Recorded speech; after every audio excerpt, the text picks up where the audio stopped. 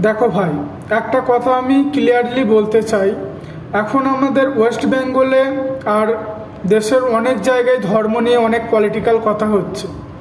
কেউ মসজিদ বলছে, কেউ মন্দির বলছে, এই নিয়ে তর্ক থামছেই না।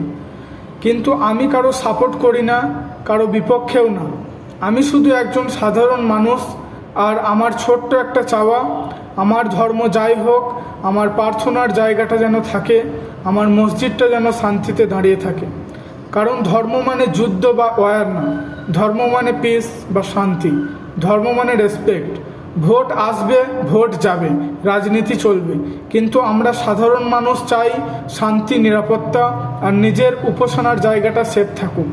আমি শুধু এটুকুই বলি, কেউ মসজিদ বানাক, কেউ মন্দির বানাক, আমরা একে অপরকে বা একে অপরের ধর্মকে রেসপেক্ট করি। কেউ কারো জায়গায় হাত না দিক, কেউ কারো মনে আগুন না লাগাক। শেষ কথা এটুকুই বলতে চাই, আমার ধর্ম আমার, তোমার ধর্ম তোমার, কিন্তু দেশটা আমাদের সবার। দিনী দিনী ওয়া দিনুকা দিনুক।